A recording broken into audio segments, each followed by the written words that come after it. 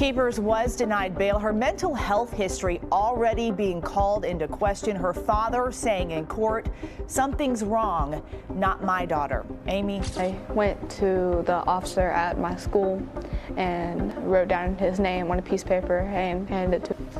There's no mistaking the anguish this family's had to endure this week since Nicole's initial disappearance. Nicole touched many people throughout her short life.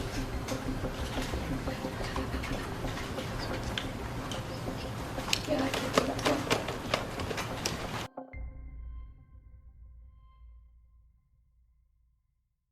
Before we get started, please take a moment to support the channel. Hit subscribe, drop a like, and tell me in the comments where you're watching from and what the weather's like there. It honestly helps more than you might think. Your support allows us to keep telling these stories the way they truly deserve to be told. It was January 2016, and social media was still exploding, growing fast, and evolving into new, exciting ways for people to connect. One platform in particular that had grown significantly since its launch back in 2010 was Kik Messenger. Parents know they need to look at the apps on their kids' phones, but have you heard of Kik Messenger? Digital reporter Jacob Newton is taking a closer look at the app and how it works and the warnings that come with it. Kik is a free phone application that allows you to communicate with people across the world. There's no one here to monitor your conversations or check to see if you are who you say you are. The original idea behind Kik came from a group of college students who wanted to create an app for sharing music. But pretty quickly, it was reworked and relaunched as a messaging app, and it took off fast. Just 2 weeks after the rebrand added messaging, more than 1 million accounts had already been created. By the time 2016 rolled around, Kik had around 300 million registered users, and roughly 40% of teenagers in the United States were using it. One of those users was 13-year-old Nicole Madison Lovell. Nicole lived in Blacksburg, Virginia, with her mother, Tammy. Her parents were no longer together, and Tammy said Nicole's relationship with her father, David, was strained. He was incarcerated and had struggled with the law for many years. David himself admitted that he regretted his past and wished he could change a lot of things. All of them were trying, in their own way, to rebuild their lives. Even at such a young age, Nicole had already been through more than most people face in a lifetime. She had to take medication twice a day after undergoing a liver transplant when she was just 10 months old. 3 years after that transplant, she was diagnosed with non-Hodgkin's lymphoma, which later led to acute respiratory distress syndrome. For 6 months, she drifted in and out of a coma. One of her lungs collapsed, and a tracheotomy left a large scar on her neck. Nicole's mom, Tammy, said, "At the time, we were told she had only a 1% chance of surviving." But Nicole beat the odds once again. Despite an incredibly difficult start to life, everyone who knew her said she always tried to stay positive, happy, and curious about the world around her. Nicole Lovell, and I've been nominated for the ALS Ice Bucket Challenge. School was especially hard for her. Nicole was bullied because of her scars, and she would often beg Tammy to write her a note so she could get out of gym class. She shared a lot of her sadness and frustration on social media, but at the same time, she was determined to never give up, to keep pushing herself forward, no matter what. She was quite literally born a fighter, and she stayed that way. Tammy said Nicole absolutely loved animals, especially pandas. She also loved to sing and dance, and she never missed a single episode of American Idol. She'd tell everyone that one day she would be on that stage herself. Just one touch and baby, On January 26, 2016, Nicole spent a really great day at the local mall with her best friend. They even bought matching necklaces. That night, according to Tammy, Nicole kissed her goodnight, took a shower, and went upstairs to her bedroom. It felt like a completely normal evening, nothing out of the ordinary. The next morning, at 6:30 a.m., Nicole needed to take her anti-rejection medication for her liver, something she took twice a day.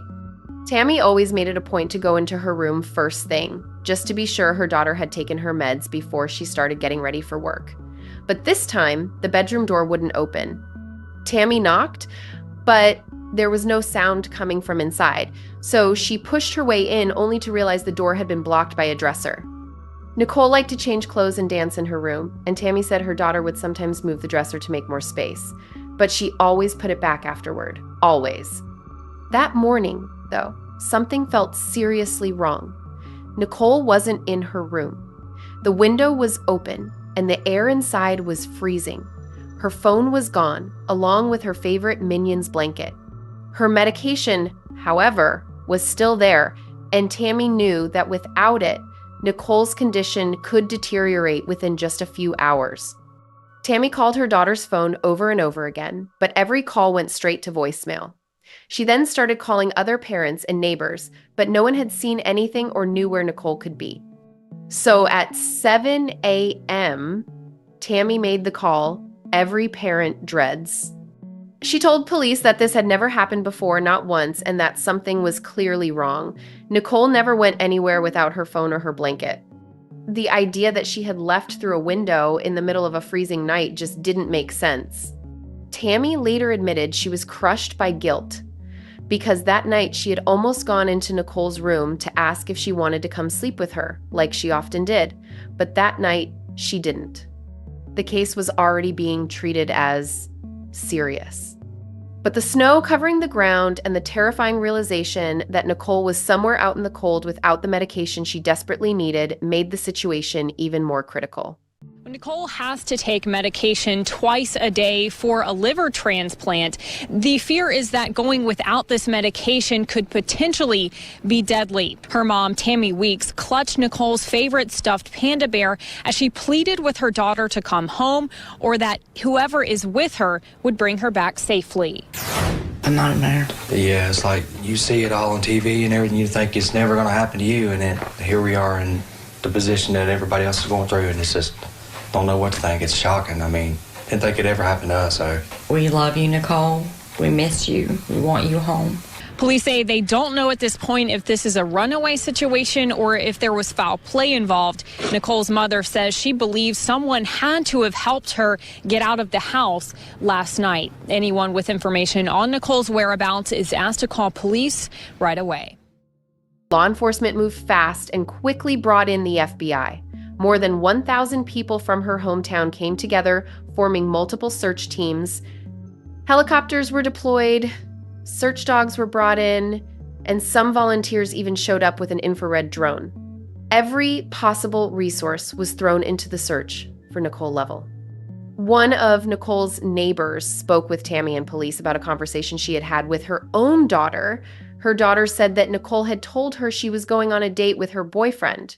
They were sleigh riding in the snow in the back on the hill, and she was talking about this boyfriend she had that was 18 and went to college, and his name was David, and showed some text messages off of Kik and pictures, and that's what the girls told the police officers when they asked. Nicole told a friend that she had met an older guy online. She described him as fun and really nice, and said that on the night she disappeared, he was supposed to take her out on a romantic date. Inside her bedroom, Nicole had even taped a piece of paper to the wall with some of her usernames and passwords, including her login for Kik Messenger. Police immediately sent an emergency data request to the app. Kik responded right away, and investigators quickly gained access to all of her messages. The social platform Kik allows a high level of anonymity when creating an account. You don't need a phone number or an email address, just Wi-Fi and a username. That said, the app does log users' IP addresses and does not use end-to-end encryption. End-to-end encryption is what fully protects messages, meaning no third party can read or intercept them between devices. So this meant law enforcement could fairly easily access the full conversation history between Nicole and the person believed to be connected to her disappearance. Nicole's father, David, said that not long before she went missing, she had been banned from using social media altogether. He explained, you could tell with these older guys that the profiles were fake. Some of the things they were saying were way too adult for the photos they were using. We found out about it before Christmas, and took her phone away. Later on, Nicole was given her phone back, and Tammy and David once again stressed how important it was for her to be careful and stay alert. Tammy even made her delete Kik Messenger, but as it turned out, Nicole had downloaded it again. The search for a missing and endangered Blacksburg teenager. A Virginia Tech drone used infrared technology from the skies throughout the day, while officers from 6 police departments, as well as the FBI, continue to look on foot. Thursday, officers from 7 different police agencies were joined by about 1,000 Virginia Tech Corps of Cadets members. Today, the cadets are no longer a part of the search, which is why the command center area does not need to be quite as large. That being said, though, police say this does not mean they are scaling down the search. In fact, they have just as many officers, if not more, involved in the investigation today. Now, tonight, Nicole's family is once again pleading with anyone who has information to come forward. Somebody out there has got to know something. This coverage is way too much for everybody not to know. And Nicole knows we wait. Kik confirmed that for several months, Nicole had been communicating with another user under the username Dr. Tombstone. And then at 5:30 in the morning on January 30th, police arrested a suspect, someone no one saw coming at all. To tell you about one of the greatest distance runners this state has, and his name is David Eisenhauer. I make my personal goals achievable, or just out of reach of achievable. That way I'm always constantly striving to better myself. If that goal becomes a record, or if that goal is past a record, or records get broken in the process, I consider that like a milestone goal, but that's not where I ultimately want to end up. I just have this internal thing saying I want to be the best. There is no reason why I cannot be as good as other people are. I will personally not stop until I reach my peak performance, which could be anywhere. David won the Triple Crown, a miler, 2-miler, and cross-country champion. And what an accomplished student he is, not ducking hard courses like differential equations. I'm thinking that this is a super hard math class, but now that I'm in it and I'm being successful in that class, I'm reviving the spirit in myself, saying that there's no reason why I can't do these things. Dr. Tombstone turned out to be an 18-year-old engineering student at Virginia Tech named David Eisenhauer. By all accounts, David was a standout student and a star athlete at his college, someone who'd even been featured in the news. He was known as hardworking, extremely charismatic, and very social. One of his classmates said David was highly respected on campus and consistently earned top grades. So when his name became connected to something this horrific, people were stunned. David's roommate actually walked in right as the arrest was happening and was completely shocked. But looking back later, he said it started to make sense why law enforcement had been investigating him. David's behavior around the time Nicole disappeared had been genuinely strange. On the night she vanished, David left the apartment wearing heavy, bulky boots and didn't return until around 2 in the morning. Later, the roommate also said he knew there had been a knife sitting on a table in David's room, but by the time police arrived, that knife had mysteriously disappeared. At the police station, David denied any involvement in Nicole's disappearance. However, he did admit that he had been communicating with her online since around the middle of December. Mid-December, if I remember correctly, I was bored in my dorm room and logged on to a website where you go and you just talk to random strangers. It's an anonymous the website is called Omegle, if I believe correctly. Okay. And then she's like, hey, do you want to use message me on some app called Kik? And I was like, sure, whatever. He said they first connected on Omegle and later moved their conversations over to Kik. Omegle was another anonymous platform that instantly paired you with random people from all over the world. It's worth noting that Omegle was officially shut down in 2023. David admitted that on the night Nicole disappeared, he drove to meet her near her home. But according to him, once he realized just how young she actually was, he turned around and went back to his dorm. He claimed that based on their conversations, he believed she was 16 or 17, but when he saw her in person, he said she looked closer to 11. We're talking, and she's like, yeah, I'm 16 or 17. I do not remember the age she said. I get there. And then I see someone who probably looked like she was 11 years old climb out of a window, and I was like, not for me. In addition to reviewing the kick messages, investigators also spoke with a man named Dustin, who had known David for years through an online gaming platform. David often turned to him for advice, including advice about girls. Dustin told police that he had a conversation with David about a girl David was talking to who was underage. David claimed that the girl had threatened to expose him if he didn't want to be with her. Whether he was talking specifically about Nicole and whether that claim was even true remains unclear. But it did establish one critical thing. If he was talking about Nicole, then David absolutely knew she was much younger than 16 or 17. Dustin advised David to immediately cut off all contact, but Nicole and David continued messaging each other for months, right up until the hour before she disappeared. Their messages suggested that they had likely met in person at least once before. Law enforcement later stated that they were, quote, most likely sexually involved, though no further details were made public. During questioning, David ended up incriminating himself, making a statement that immediately raised even more suspicion. This young lady's never been heard from again.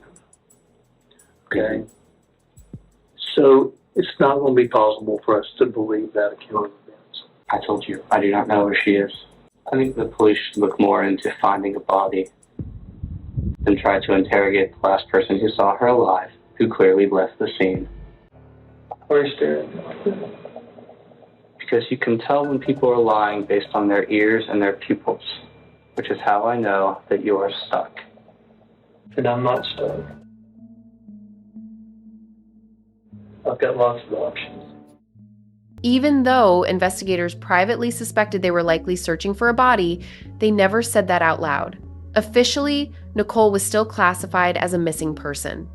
Realizing the interview wasn't going in his favor, David tried to offer up part of the truth.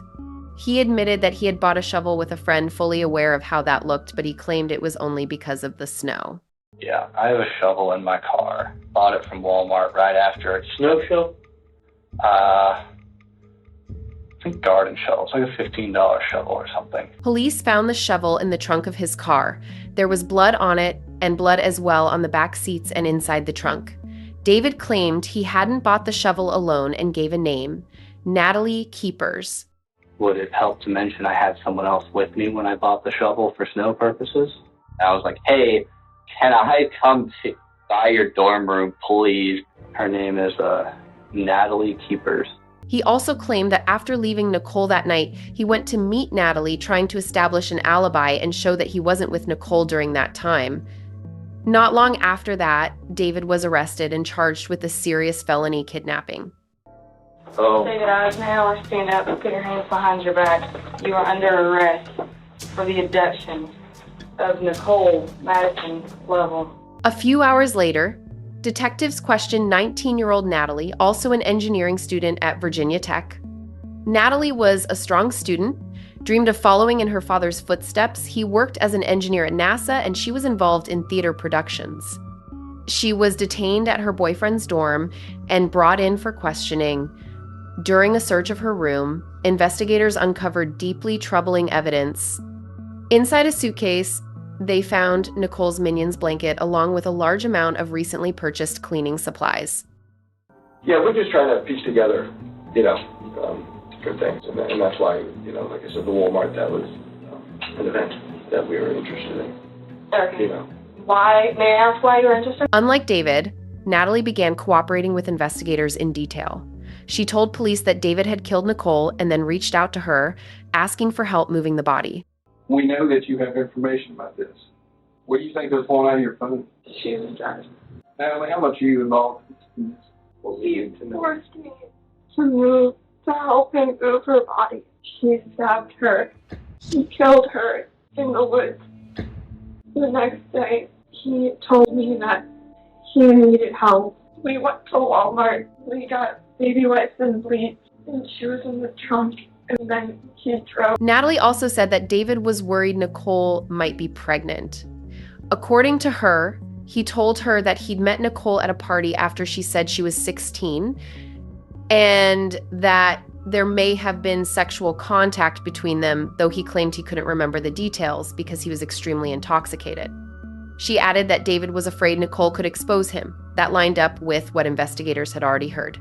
Natalie said he viewed the situation as a problem that needed to be taken care of. After those admissions, the investigation took the turn everyone had been dreading. 13-year-old Nicole Lovell's remains were found by police today. Since then, officers from 7 agencies, including the FBI, focused on a 1-mile radius around Nicole's home. And then in a news conference held tonight, authorities delivered the news that no one wanted to hear. They say that her body was found in Surrey County, North Carolina, near the state's border. I'm Anthony Wilson. I'm the chief of Blacksburg Police Department. Unfortunately, we're coming together tonight. The news I have to share this evening is extremely difficult for me to tell. It's with a heavy heart that I have to announce that we've located the remains of 13-year-old Nicole Madison Lovell. This has been an extremely fast-paced investigation within just the past 12 hours. It was late Saturday night when the investigation led us to 18-year-old David E. Eisenhauer. He continues to be held without bond in the Montgomery County Jail. This investigation is far from over as we continue to conduct multiple interviews and processing additional evidence related to this crime. We're going to take a few questions, but before we do, I just want to remind everyone that this is the most devastating thing that you can do to a family. We have some very wounded folks in our community, and we ask that you please show them some respect. We will continue to be very transparent with you during this investigation, but just remember, these are the kind of crimes that rip communities apart. My daughter, Nicole Lovell, Coley is what we called her. Coley had a passion for pandas, music, dancing, dreamed of being on American Idol someday. Her favorite color was blue. Nicole was a very lovable person. Nicole touched many people throughout her short life.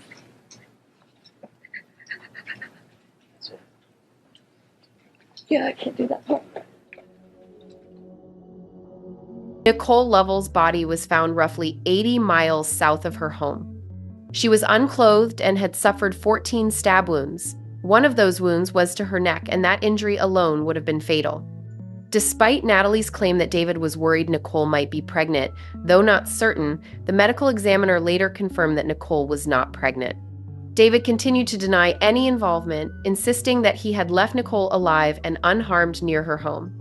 But that story quickly fell apart because of a tip from one of Nicole's friends, the Kik message history, and the fact that his accomplice, Natalie, eventually began telling investigators the truth. After more than 26 hours of questioning, detectives finally had a much clearer picture of what happened to the 13-year-old girl. It became clear that David and Natalie had been discussing what to do about Nicole as early as the beginning of the new year. On January 26th, shortly before 3 p.m., phone data showed David leaving the Virginia Tech campus and driving toward Christiansburg, about a 15-minute drive. Between 3:03 and 4:36 p.m., his phone placed him near a Target and a Walmart. That's where David and Natalie bought the shovel. Later that night, between 10:10 and 10:21 p.m., David and Natalie were at a cookout restaurant. According to Natalie, that's where they talked about what to do with Nicole. At first, they discussed different options using substances, hurting her, or leaving her unconscious outside in the freezing cold, so it would look like she had done it to herself. Eventually, they rejected those ideas and settled on what Natalie later called the final plan. She said it involved approaching Nicole from behind, covering her mouth, and delivering a fatal wound. After leaving Cookout, they drove into a rural area, searching for a place to hide the body. At 11:42 p.m., David's phone briefly pinged again near campus, suggesting that he and Natalie may have separated at that point. 5 minutes before midnight, David's phone showed him near Nicole's house. At 12:39 a.m. on January 27th, Nicole sent a message to the Kik user, Dr. Tombstone. David was waiting for her in his car. Nicole grabbed her minion's blanket and her phone, then climbed out through her bedroom window. At 1 a.m., David's phone showed him arriving on Craig Creek Road, where he stayed for about 45 minutes before leaving at 1:46. During that window, around 2 a.m., Nicole was fatally stabbed After returning to campus, David messaged Natalie to tell her that Nicole was dead. The two of them then drove together in his Lexus back to where he had left the body. Natalie said she couldn't remember the exact time, but they returned to Craig Creek Road and went into the nearby woods. And there, they retrieved Nicole's body and placed it into the car. At first, they planned to bury her on property owned by David's grandparents, but they later abandoned that idea. They left the body in the car and went to buy cleaning supplies. After that, they crossed into North Carolina and turned onto a remote dirt road, searching for an isolated spot. There, they removed Nicole's clothing, poured bleach on her body, and left her there. And then he pulled forward, and then he was like, we could dump her right there, and pointed to the spot that we ended up dumping her at. I think he said something like, what a she got blood everywhere. And then he just started like mumbling like, all right, how am I going to pull her out? And like, then he pulls her out. By himself? Yeah. You don't help him? No. Okay. I mean, I walked behind the car to see what he was doing, and he basically tugged on her leg and kind of pulled her out, so she just kind of fell out of the trunk. He had no emotion. He became a sociopath, and he thought of me as a sociopath in training, I guess. After that, they drove back toward campus. Along the way, they stopped at a McDonald's, bought drinks, and threw Nicole's blood-stained clothes into trash bins. When they got back on the road, David tossed the knife out of the car and into the woods. Once they returned to campus, they separated for a short time. Later, they met up again to wash their own clothes at a laundromat. Natalie texted David and said, "Get some sleep. You deserve it." After that, the pair went out again to get rid of the remaining items that belonged to Nicole. Over the next day, they exchanged messages, talking about how they smelled like cleaning chemicals, but at the same time, they sounded relieved, like they believed they had done everything necessary to cover their tracks. They even shared statistics about how many missing children are never found. David texted Natalie, "If no one finds the body within a week, we're good." Natalie replied, Yeah. When police knocked on the door of Natalie's boyfriend's dorm room to question her, she sent David a message in all caps. Police? She didn't know that by then, he was already sitting in a jail cell. David Eisenhauer was charged with first-degree murder, along with kidnapping. Natalie Keepers was also charged with a felony count related to the improper handling of a body and a lesser charge as an accessory after the fact. Today, 2 Maryland teens are behind bars in connection with her death and disappearance. 18-year-old David Eisenhauer was once a star athlete here at this high school in Columbia, but tonight he's under arrest and charged with murder, and police say he did not act alone. Virginia authorities say Eisenhauer had the help of 19-year-old and fellow Virginia Tech student Natalie Keepers. Police arresting Keepers of Laurel, Maryland, for helping to dump Lovell's body just over the Virginia border. It appeared that Natalie and David were really just acquaintances. There was never any romantic relationship between them, and they weren't close friends. Natalie's parents said they knew the two of them talked occasionally, but they had only even heard David's name a few months earlier. Neither they nor police were ever able to find a clear reason why Natalie would have gotten involved in something like this. She had absolutely no connection to Nicole at all. And yet, she was the one who spent weeks helping plan what ultimately happened. Victim in this case, 13-year-old Nicole Lovell, was laid to rest today. A large turnout as family and friends gathered to remember Nicole and say their final goodbyes. And every day, we also vow to spread just a fraction of the shining light that she was to this world these brief 13 years. Prayers were sent by members of Help Save the Next Girl, a nonprofit group that helps raise awareness about safety. They made this tribute to Nicole. It has the color blue, a panda, and music, some of her favorite things. Some tech students signed the custom-made painting to show their support for Coley. At the bottom, lyrics to a song dedicated to their little mountain angel and her family. I can't imagine the pain that her family and her friends are going through right now. And it's important to show that Virginia Tech students care. It's important to show that the community cares. And through these signs of love and support, this sea of broken hearts hopes to come together and heal as one. During the bail hearing, where both David and Natalie asked to be released, Natalie told the judge that she had never been in trouble with the law before, that she struggled with mental health issues, and that she had always been a dedicated student, graduating in the top 15% of her class. Bail was denied for both of them. In early 2018, the trial finally began. David's defense team tried to shift all of the responsibility onto Natalie. 2 teachers and a former classmate were called to testify. Both teachers from Riverside Christian School said David was intelligent and generally kind, but that he struggled socially. One teacher, who had taught him in a Bible studies course, described him as capable, but said he needed very clear rules in order to succeed. She added that he was the kind of person who would follow someone even, quote, off a cliff if he were convinced it was the right thing to do. The defense focused much of its witness questioning trying to establish that Eisenhauer is easily influenced by others. Mental health professionals testified that Natalie Keepers, who awaits a trial for being an accessory in this case, orchestrated the crimes, and Eisenhauer would not have wanted to kill Lovell without her influence. I think she was the mastermind. I think she is the driver of the process. I think she has found somebody that she can manipulate. The defense also argued that a bloody handprint found on the shovel, which belonged to Natalie, supposedly proved that David had nothing to do with what happened. But on the 4th day of testimony, everything shifted dramatically. Things took a turn. Guilty or not guilty? No contest. David Eisenhauer changed his position and entered a no contest plea. That kind of plea means the defendant acknowledges that the evidence is strong enough for a conviction, but stops short of formally admitting guilt. Legally, though, it carries the same consequences as a guilty plea. Even so, that didn't stop prosecutors from reading his own messages aloud in court right there with Eisenhower's parents sitting in the room. Among them were statements like, "Couldn't keep it in my pants. I think I'm done for a little bit." From the defendant, "Too late. I need a place to hide a body in case it goes really bad."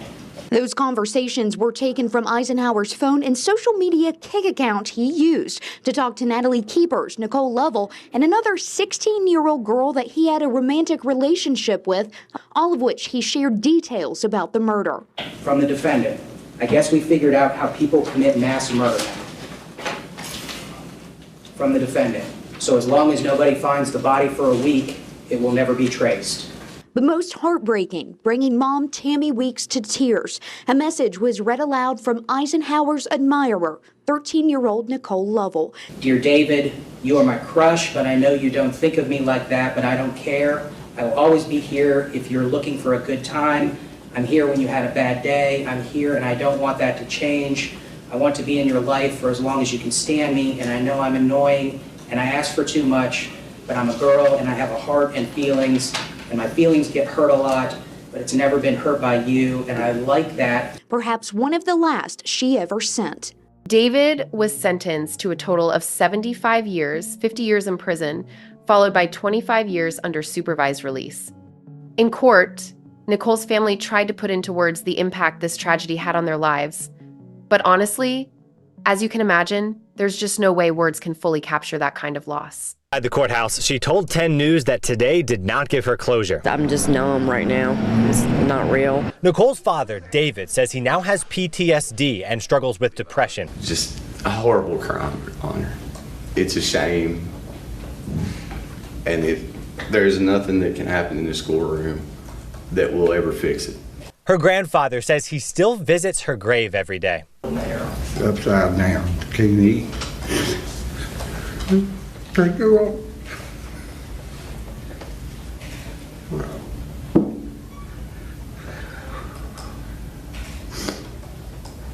We don't eat, say, we don't sleep. Natalie Keepers pleaded guilty to helping conceal Nicole's body, but she continued to deny any responsibility as an accomplice before the crime itself.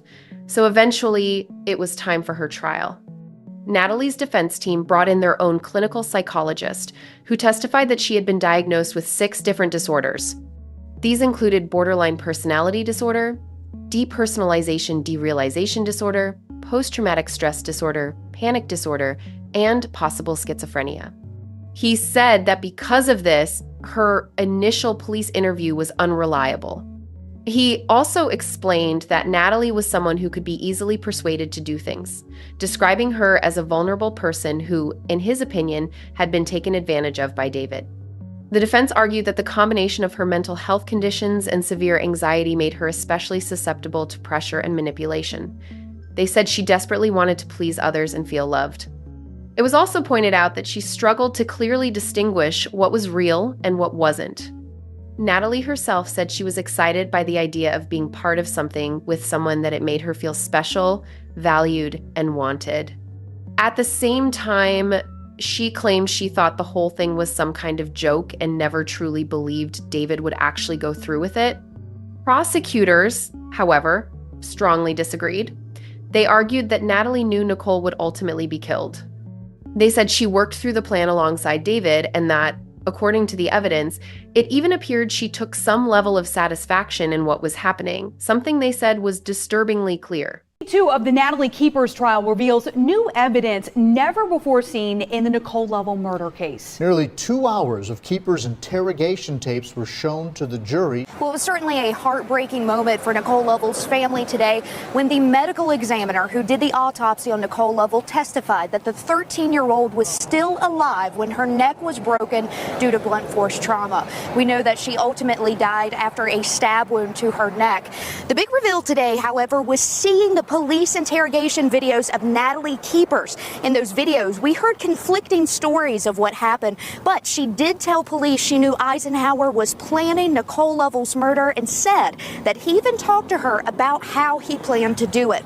She said on those tapes about 16 hours worth, multiple times, however, that in her heart, she didn't believe that Eisenhauer could do it, but logically, she knew he wanted to. Keepers was extremely emotional during those tapes, often sobbing to investigators. While the tapes played in court, she was very reactionary, often nodding or shaking her head, even hanging her head down at times, crying. Here's a clip from that audio we heard today. If I was there, I would have stopped it. I would have stopped it.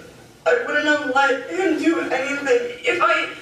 Even if I had to see him do that to her, the first thing I would have done is start the car and drove and left because I didn't think David could do such a thing.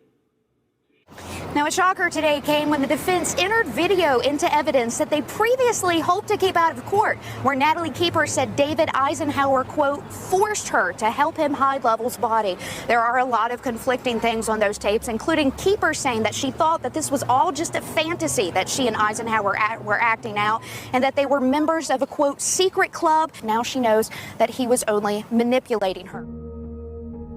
In less than an hour, the jury returned with a verdict. Unanimously found the defendant, Natalie Marie Keepers, guilty of being an accessory before the fact of first-degree murder. Natalie Keepers was sentenced to 45 years in prison, with 5 years conditionally suspended.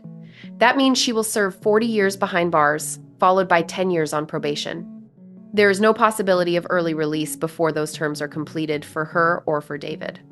Both of them addressed Nicole's family in court, but to many people, their words felt hollow, like they rang completely empty. I am sorry for the pain that my actions have caused Nicole Lovell and her family. It is my deepest regret, and I'm aware my actions have serious consequences. Nothing can ever undo what has been done, and for that, I am deeply, sincerely, and forever sorry.